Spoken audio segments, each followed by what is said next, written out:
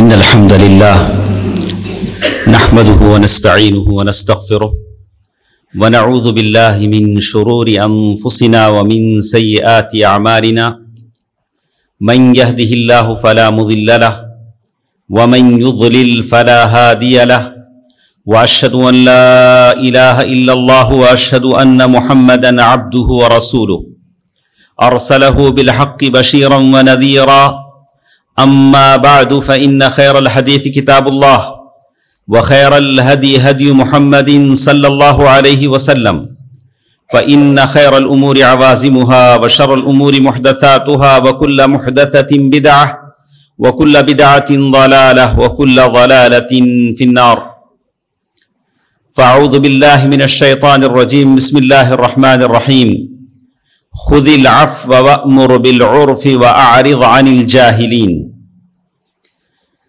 وقال الله تبارك وتعالى في موضع آخر وجزاء سيئة سيئة مثلها فمن عفا وأصلح فأجره على الله إنه لا يحب الظالمين۔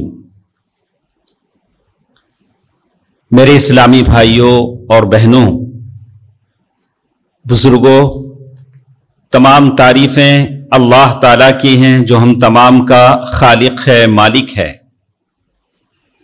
اللہ کے نبی صلی اللہ علیہ وسلم نے ایک مرتبہ مدینے کے باہر وادی میں کھڑے ہو کر کہا، میں دیکھ رہا ہوں کہ فتنے بارش کے قطروں کی طرح تمہارے گھروں پر گر رہے ہیں۔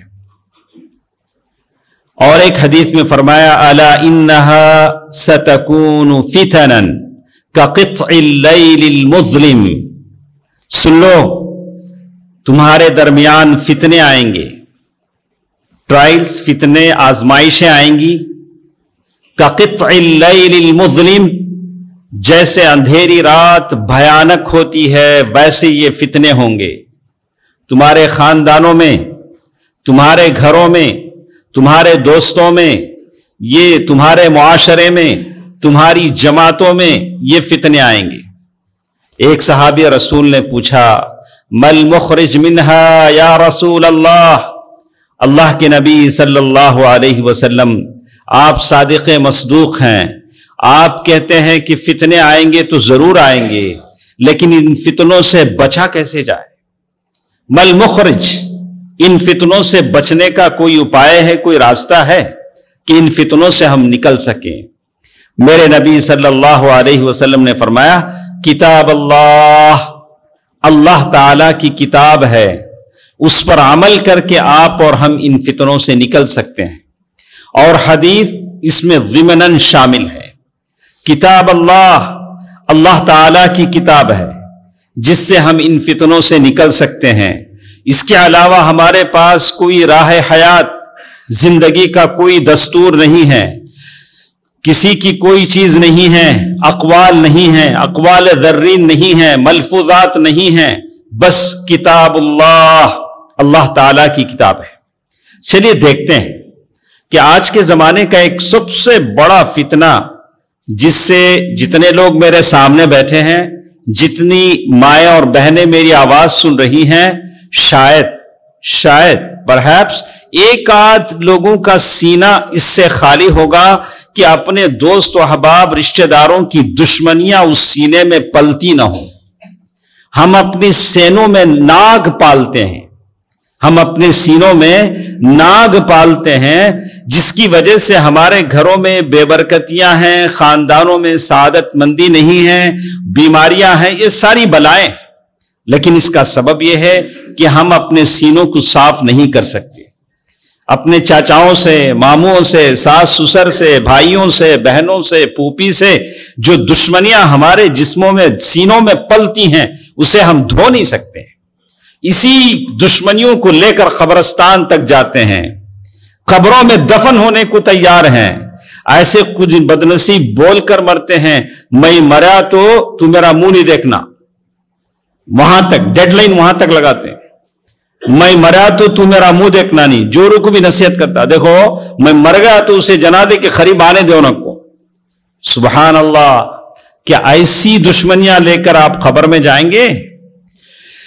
चलिए हम सुनाते हैं, इस उम्मीद पर सुनाते हैं कि यहां से उठते हुए आप इन दुश्मनियों को दिल से निकाल कर उठें, इन अदावतों को, इन घिनौनी ख्यालों को, जिसने तुम्हारी जिंदगियों से बरकतें खत्म कर दी, तुम्हारी सारी चीजें बरकतें दुनिया से खत्म हो गई, मेल मिलाप उल्फत और मोहब्बत सारी चीजें खत्म हो गई।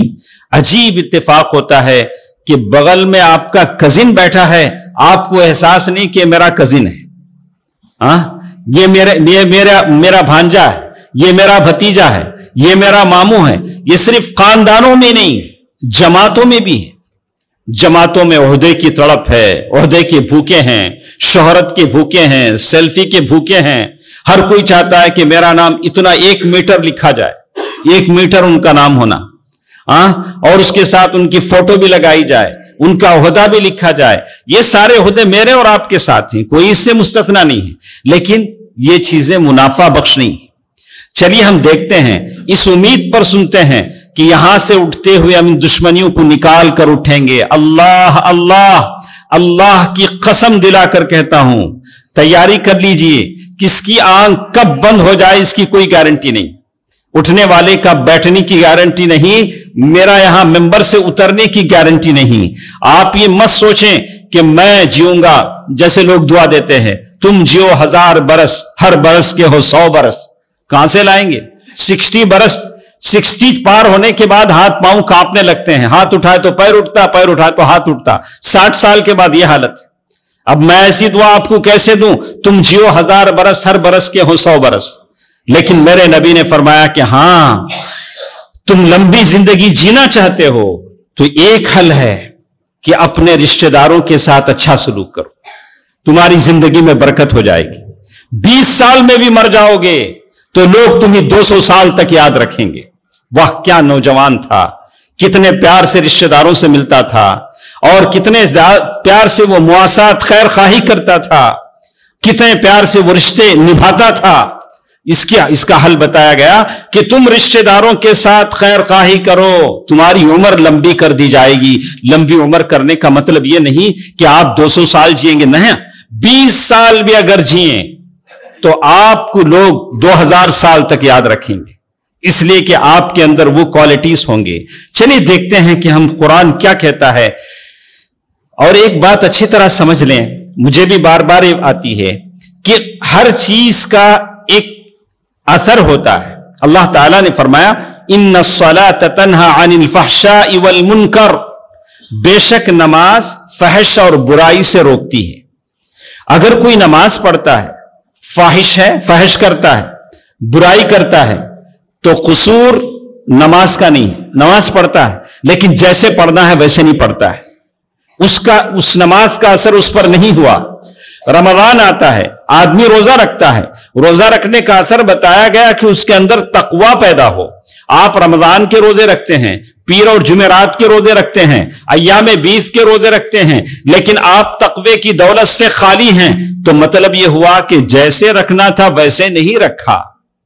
अगर कोई हज करता है तो कहा कि वो हज मबरूर, ऐसा हो जाता है कि अन्नमा उलिदत उम्मो, जैसे उसकी मां ने उसे जन्म दिया हो। जब वो हज के बाद आता है उसका हज कबूल हो जाता है, लेकिन उसके बावजूद वो सूद लेना नहीं छोड़ता, लोगों की जायदादें हड़प करना नहीं छोड़ता, गाली गलोच नहीं छोड़ता, मारधाड़ नहीं छोड़ता, अपने सीने में दुश्मनियां, अदावतें, कदूरतें पालता है, तो इसका मतलब यह है कि उसका हज वैसे नहीं हुआ जैसे होना था। अब मैं जो आयतें आपको सुनाने जा रहा हूं, अगर ये आयतें आपने दिल के कानों से सुनी, वो असर लेकर आप उठते हैं, तो यकीनन आपका ईमान कुरान पर है, कुरान की आयतों पर है। आप उस एहसास के साथ उठें, इस अज़्म इस्तिक़लाल के साथ उठें कि मैं अपनी दुश्मनियां खत्म कर लूंगा, मुझे किसी कोर्ट के चक्कर लगाने नहीं पड़ेंगे। शर्म आती है, शर्म आती है। हम कुरान पढ़ते हैं, कुरान का दर्स देते हैं, और फिर अल्लाह ताला बार बार कुरान में कहता है, अफ़ा हुक्मल जाहिलियत यबगून, अरे जाहिलियत के फैसले तुम चाहते हो। ऐसे लोग जो नजिस हैं उनके पास हाथ बंद करके खड़े होते हो, पुलिस स्टेशनों में, कोर्ट में, वहां जाकर तुम अपनी दुहाई देते हो। قرآن کہتا ہے وَمَن لَّمْ يَحْكُم بِمَا أَنزَلَ اللَّهُ فَأُولَٰئِكَ هُمُ الْكَافِرُونَ، جو اللہ کو حاکم نہ بنائے وہ کافر ہیں۔ اب کوئی اور بات رہ گئی ہے آپ اس کی تعویل کرنا چاہیں؟ کتنے ایسے لوگ ہیں داماد سے تھوڑا یہ ہو گیا اسے میں جیل کا مزہ چکھاتا ہوں، اسے کوٹ کے کٹہرے میں کھڑاتا ہوں، ایسے نہ بولتے ہیں؟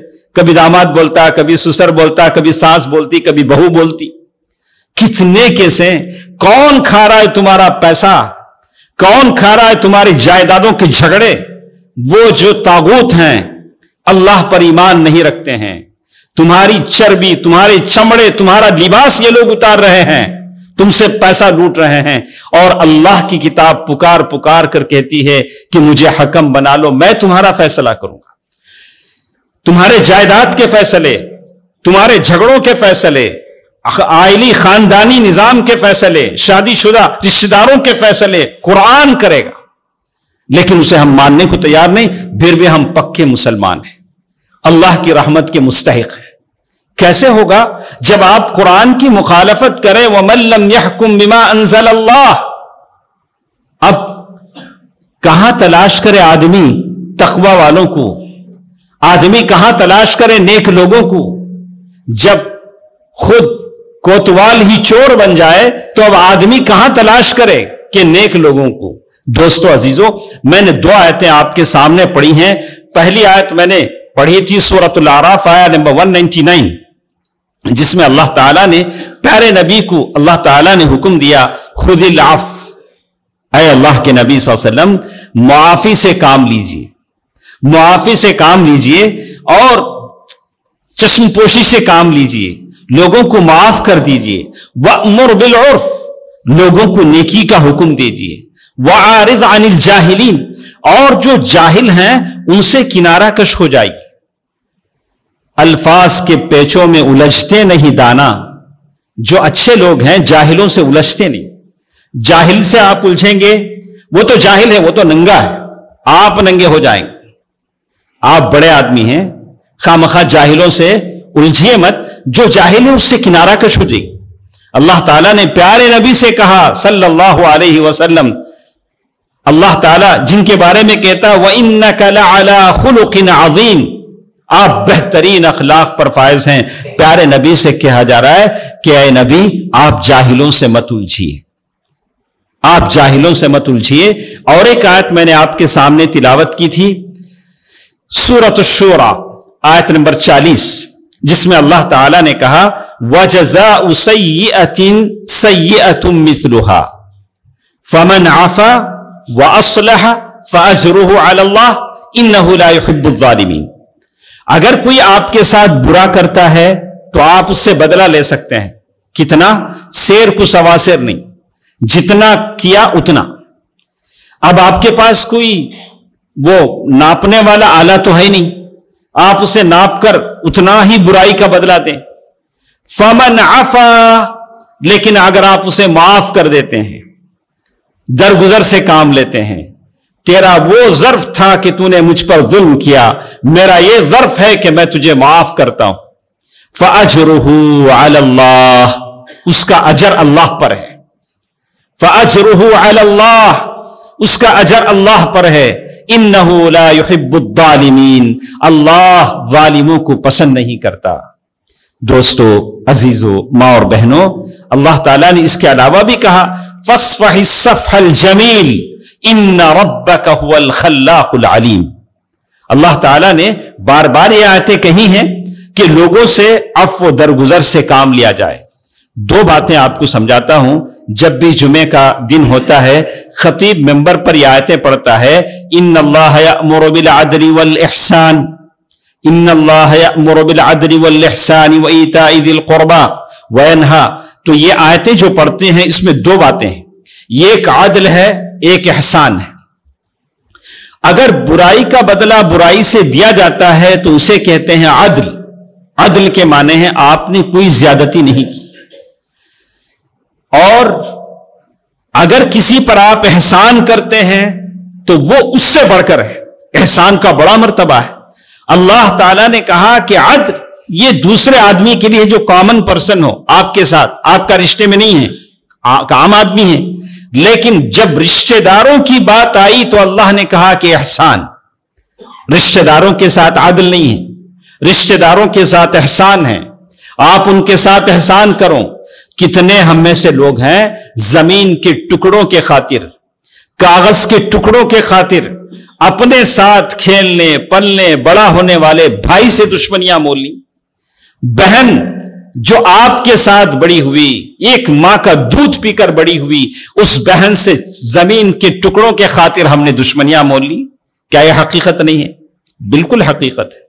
لیکن ہم معاف کرنے کو تیار نہیں ہیں، معاف کرنے کو تیار نہیں ہیں. بھلے لوگ تانا دیں، جیسے اللہ نے بات کی آیت میں کہا، سورۃ الاعراف آیت نمبر 200، جس میں اللہ نے کہا وَإِمَّا يَنزَغَنَّكَ مِنَ الشَّيْطَانِ نَزْغٌ فَاسْتَعِذْ بِاللَّهِ. جب کوئی ہم پر ظلم کرتا ہے اور ہم معاف کرنا چاہتے ہیں تو آس پاس والے کہتے ہیں کیا ان کو چھوڑ ڈالتے گی، انہیں کیا کرے تمہیں بخش ڈالتے گی. یہ شیطان، یہی شیطان ہے. آپ اسے کریں کہ وہ اس کے اخلاق تھے، معاف کرنا میرے اخلاق ہیں. چلیے ہمارے پاس ایک 15 منٹ کا ٹائم ہے. اس 15 منٹ میں ہم دیکھتے ہیں کہ میرے نبی صلی اللہ علیہ وسلم نے اپنی زندگی میں کیسے لوگوں کو معاف کیا. رات کا وقت تھا، رات کے وقت میں کبھی میاں بیوی بیٹھ کر باتیں کرتے ہیں. بیوی کے ساتھ بیٹھ کر بات کرنا یہ بھی سنت ہے، لیکن ہمارے پاس ٹائم نہیں ہے. گھر میں بھی آئیں گے تو وہی اسمارٹ کے ساتھ رہیں گے. ارے بیوی کے ساتھ بیٹھو، بیوی پیار محبت دینے کی چیز ہے. اس کے ساتھ بیٹھو گے بھی تو ثواب ملے گا، بشرطے کہ وہ اچھی ہو، وہ بھی آپ جیسے پاک طبیعت کی ہو، اچھی سیرت اخلاق والی ہو. اللہ کے نبی صلی اللہ علیہ وسلم اپنی بیوی کے ساتھ بیٹھے ہیں، اور بیوی بھی ہے کون؟ ام المؤمنین عائشہ رضی اللہ عنہا، جن کے بارے میں اللہ کے نبی صلی اللہ علیہ وسلم فرمایا کہ اے عائشہ تو دنیا میں بھی میری بیوی ہے، جنت میں بھی میری بیوی. جبریل نے مخمل میں لپیٹ کر تجھے خواب میں دکھلایا کہ تو میری بیوی بنے گی. ام المؤمنین عائشہ رضی اللہ عنہا جو بڑے فخر سے کہتی تھی مات رسول اللہ صلی اللہ علیہ وسلم بین حجری و نحری، اللہ کے نبی صلی اللہ علیہ وسلم میرے گود میں انتقال ہوئے. اللہ کے نبی صلی اللہ علیہ وسلم کے بارے میں کہتی تھی اور بڑے فخر سے کہتی تھی کہ میں ہی وہ کنواری عورت ہوں جس سے اللہ کے نبی صلی اللہ علیہ وسلم نے شادی کی صلی اللہ علیہ وآلہ وسلم. رات میں دونوں بیٹھے ہیں، بات چیت ہو رہی ہے. ام المؤمنین نے پوچھا کہ اللہ کے نبی کیا میں پوچھ سکتی ہوں کہ احد کا وہ موقع جب آپ کے دانت شہید ہو گئے، سر زخمی ہو گیا، سر سے خون بہنے لگا، آپ کی جان بھی خطرے میں پڑ گئی، اس سے بھی خطرناک ڈینجرس مومنٹ کبھی آپ کی زندگی میں آیا ہے؟ اس سے بھی کبھی آپ خطرناک موڑ پر کبھی ہوئے ہیں؟ اللہ کے نبی صلی اللہ علیہ وسلم فرمایا کہ اے عائشہ ہاں، اس سے بھی خطرناک موقع میری زندگی میں اس وقت آیا جب میں طائف کے پہاڑ پر پہنچا. ابن عبد کلال یعنی طائف کے جو بڑے سردار تھے، انہوں نے پتھر اوباشوں کے ہاتھ میں، گنڈوں کے ہاتھ میں پتھر دے کر میرے پیچھے لگا دیے اور جسم پر پتھر پڑنے لگے، اتنے پتھر کہ میں اپنے آپ کو ہوش میں نہ رکھ سکا.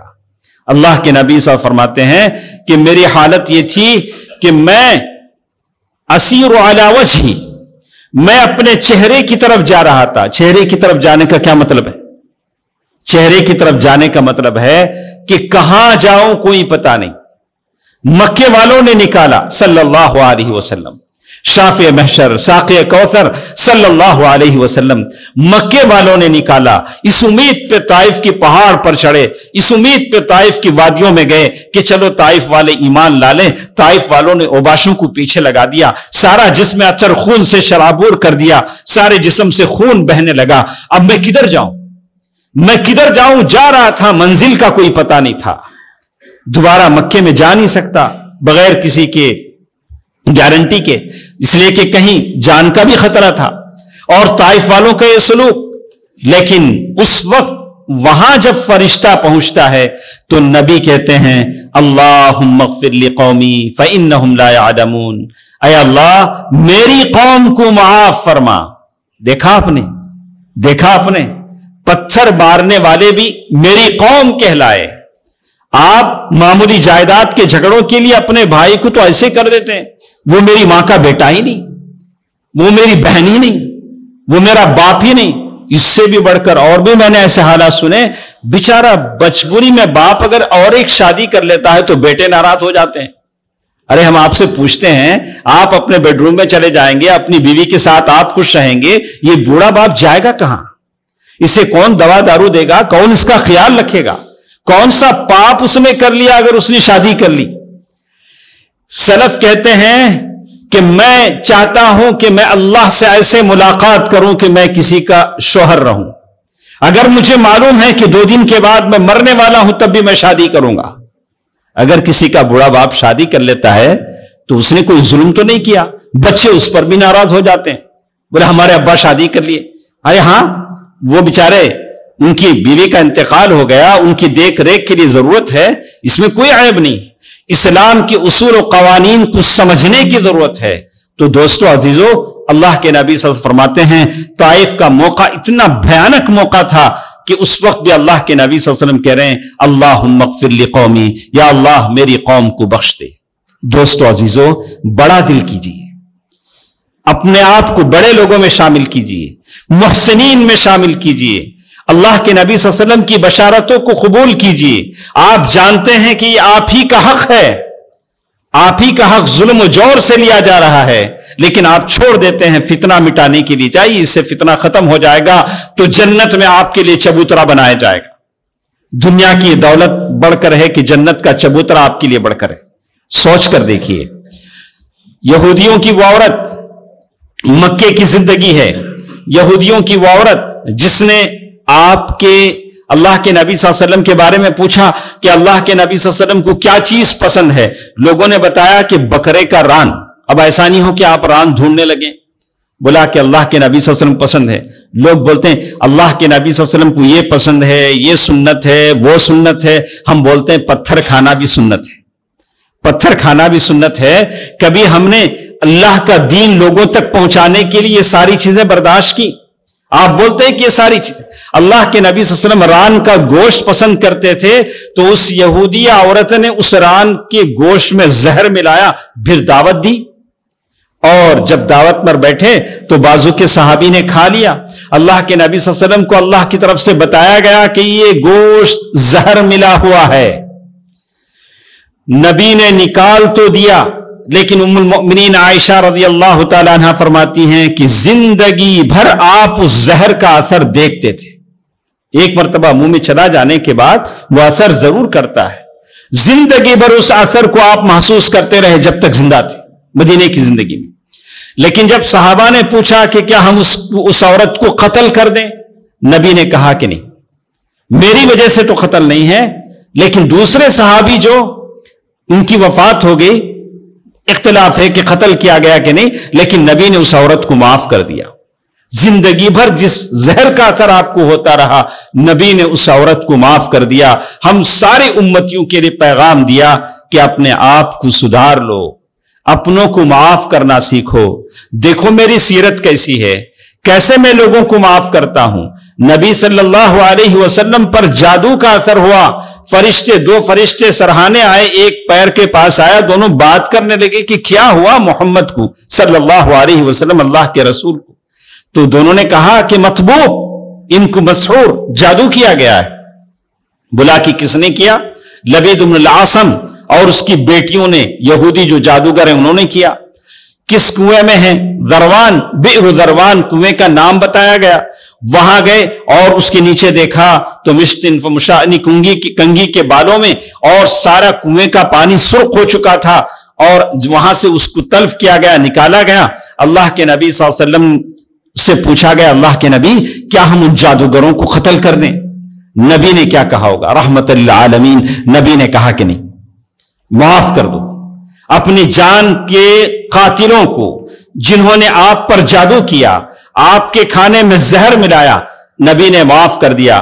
سعد بن عبادہ رضی اللہ عنہ بیمار ہیں، اللہ کے نبی صلی اللہ علیہ وسلم کی حالت یہ تھی کہ بیماروں کی تیمارداری کرتے تھے۔ آج ہماری حالت کیا ہے؟ جب تک زندہ ہے اس کے پاس جاتے نہیں، گئے تو क्या तुम्हें मदद करना पड़ेगा, दवे के पैसे देने पड़ेंगे या कुछ? हाँ, तो इसीलिए लोगों ने कहा कि भाई शादी में तो आप लिफाफा ले जाते हो, बीमारों के पास जाते हो तो जरूर लिफाफा लेके जाओ, इसलिए कि आज शादी से ज्यादा बीमारी पर खर्च आता है, बीमार पर खर्च आता है। तो अल्लाह के नबी सल्लल्लाहु अलैहि वसल्लम, और जब बीमार होकर आदमी मर जाता है, इंतकाल हो जाता है, तो तब नाराज हो जाते हैं, क्या भाई उनका इंतकाल हुआ, बताए नहीं ना, बताए तो तुम्हें क्या करते थे, पहाड़ उठा लेते थे सर पे, क्या होता था आपसे? हम बोले कि जो मुआशरे में जो बीमार हैं, जो मफलूकुल हाल हैं, जो तड़पते हैं, आप उनकी तीमारदारी करें। सऊदीया में हमने देखा अस्दिका उल मर्दा, जो बाकायदा पेशेंट्स के दोस्त के नाम से तंजीमें बनाई गई, उनके अखराजात बर्दाश्त कर दिए गए। ये मुआशरे का एक नासूर है। बहुत कम माशाअल्लाह चंद ऑर्गेनाइजेशन हैं जो ऐसे लोगों का ख्याल करते हैं, जो सरतान कैंसर के मरीज हैं, बहुत सारे मरीज हैं, इलाज मुआलजा नहीं कर सकते हैं, तड़पते हैं कि कोई मिल जाए ताकि उनकी बीमारी का इलाज हो जाए। अल्लाह ताला सारे मरीजों को शिफा दे। अल्लाह के नबी सल्लल्लाहु अलैहि वसल्लम साद इब्न उबादा की इयादत के लिए जा रहे हैं और पीछे उसामा बिन जैद को बिठाया, एक ही सवारी पर निकले। एक जगह पहुंचे तो देखा कि अखलात अल मुशरिकीन वल यहूद, अखलात अल यहूद वल मुस्लिमीन, एक ऐसी जमात में पहुंचे जहां यहूद और मुशरिकीन और फिर मुसलमान सब थे। अब्दुर्रहमान इब्न औफ भी थे और अब्दुल्लाह बिन सलूल मुनाफिकों का सरदार भी था, बहुत सारे थे। वहां जब आपकी सवारी पहुंची तो मिट्टी उड़ने लगी, गिर्द उड़ने लगी। ऐसा होता है कभी मिट्टी की जमीन हो। और फिर अल्लाह के नबी सल्लल्लाहु अलैहि वसल्लम ने सवारी खड़ा किया। जब भी चार आदमी मिलते थे अल्लाह के नबी सल्लल्लाहु अलैहि वसल्लम दावा करते थे। अल्लाह के नबी सल्लल्लाहु अलैहि वसल्लम ने दावा किया, कुरान की आयतें पढ़ी, इस्लाम के बारे में समझाया। वहां मुनाफिकों का जो सरदार था अब्दुल्लाह बिन उबई बिन सलूल, उसने नाक पर कपड़ा रख लिया, बोला कि मोहम्मद सल्लल्लाहु अलैहि वसल्लम आप अपने उस खच्चर की बदबू से हमें तकलीफ न दें, हमको तकलीफ होती है। अगर कोई आपके पास आकर सुनना चाहे तो उसे सुनाओ, खामखा जहां देखो आप सुनाने लगते हैं। जैसे बहुत सारे लोग बोलते नहीं, हर चीज दुनिया की किसी चीज को शायद लिमिट ना हो, लेकिन दूसरी चीजों के लिए हम लिमिट रख देते हैं। और कहा कि अल्लाह के नबी सल्लल्लाहु अलैहि वसल्लम वहां बदबू आ रही है, सारे लोग ऐसे कहा। तो अब्दुर्रहमान इब्न औफ रज़ी अल्लाह तआला अन्हु वहां मौजूद थे। उन्होंने कहा कि वो खच्चर की बदबू तेरी खुशबू से ज्यादा उम्दा है। मुनाफिक के सरदार को उन्होंने कहा, करीब था कि दोनों ग्रुप लड़ पड़ते। अल्लाह के नबी सल्लल्लाहु अलैहि वसल्लम ने सुलह सफाई कराई। बाद में साद इब्न उबादा रज़ी अल्लाह तआला अन्हु के पास गए, जाकर कहा कि देखो वो खजरत के सरदार थे। बोला कि अब्दुल्लाह बिन उबई बिन सलूल मुनाफिकों का सरदार ऐसे ऐसे कहता है। तो साद इब्न उबादा रज़ी अल्लाह तआला अन्हु ने कहा, अल्लाह के नबी सल्लल्लाहु अलैहि वसल्लम वो मुनाफिकों का सरदार है और उसे हम बादशाह बनाने वाले थे आपके आने से पहले मदीना। अब आप आ गए तो उसकी बादशाहत खतरे में पड़ गई, उसे माफ कर दीजिए, उससे दरगुजर कर दीजिए। अल्लाह के नबी सल्लल्लाहु अलैहि वसल्लम ने माफ कर दिया। जिंदगी के हर मोड़ पर, हर कदम पर आपने उस आदमी का वाकया सुना होगा। अल्लाह के नबी सल्लल्लाहु अलैहि वसल्लम सो रहे हैं, अचानक आया, तलवार उठा लिया, बोला कि मोहम्मद आपसे कौन बचा, आप मुझसे आपको कौन बचाएगा। तलवार खींच ली। अल्लाह के नबी सल्लल्लाहु अलैहि वसल्लम ने अल्लाह कहा तो उसके हाथ से तलवार गिर गई। अल्लाह के नबी सल्लल्लाहु अलैहि वसल्लम ने वो तलवार उठा ली, बोला कि अब तुमको कौन बचाएगा। फिर अल्लाह के नबी सल्लल्लाहु अलैहि वसल्लम ने उसे माफ कर दिया। दोस्तों अजीजों, जिंदगी के हर मोड़ पर अल्लाह के नबी सल्लल्लाहु अलैहि वसल्लम ने हमें लोगों को माफ करना सिखाया है। सारी जिंदगी अफ़्व दरगुजर कुरान मजीद की ही तालीमात हैं। मैं इस उम्मीद में, इस एहसास के साथ बोल रहा हूं, आपके सामने जुमे का यह बयान कर रहा हूं कि आप जब यहां से उठेंगे तो साफ दिल लेकर उठेंगे। यकीन मानिए, जिस दिन आपने अपने खानदान से दुश्मनियां खत्म कर ली, अपने बहनों से, भाइयों से, मामू से, चाची से, जितने आपके रिश्तेदार हैं, सास ससुर से, देखिए अल्लाह की बरकतें कैसी आती, कैसी कैसी बरकतें आपको मिलेंगी। ये हमारे रास्ते की रुकावट है, ये सारी दुश्मनियां हमारे रास्ते की रुकावट हैं।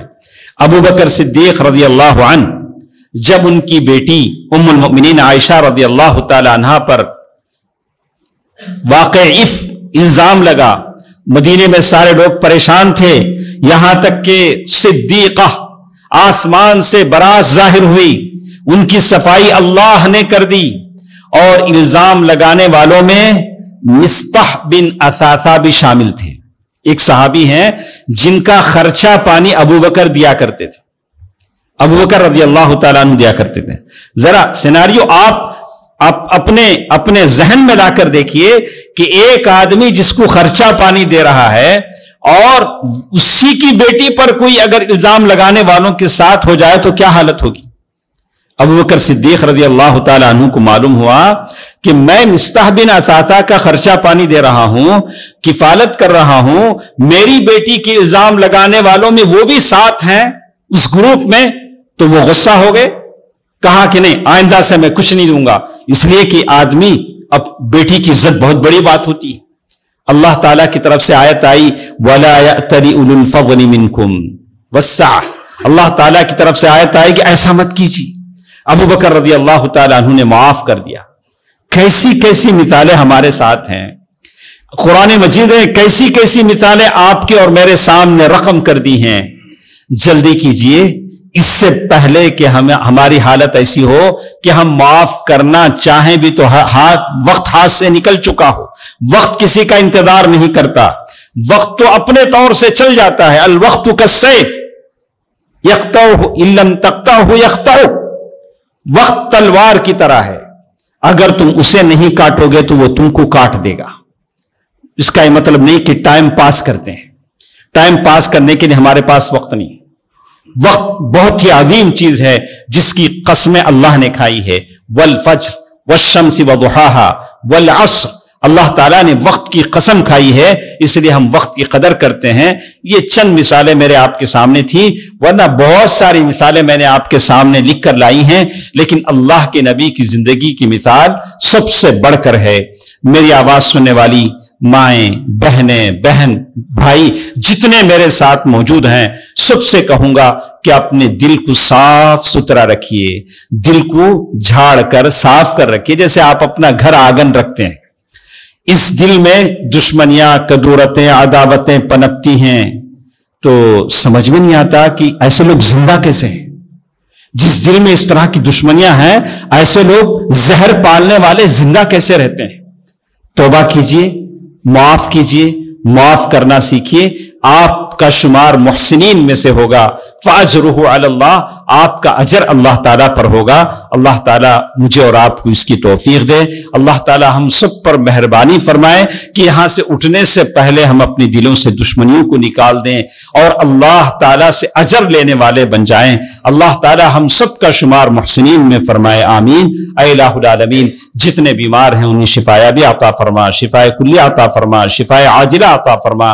یا اللہ، ہم تمام کے وہ لوگ اسلاف جو دنیا سے جا چکے ہیں، قبروں میں آرام کر رہے ہیں، یا اللہ ان کے قبروں کو جنت کدا بنا دے، یا اللہ ان کے قبروں میں روشنیاں پیدا فرما دے، یا اللہ ان کے قبروں میں جنت کا بستر بنا دے، یا اللہ ان سب کی مغفرت فرما دے، آمین۔ صدق اللہ العلی العظیم ونفعنی وإياكم بالآیات والذکر الحکیم، انہ تعالی جواد ملک کریم والرؤوف الرحیم۔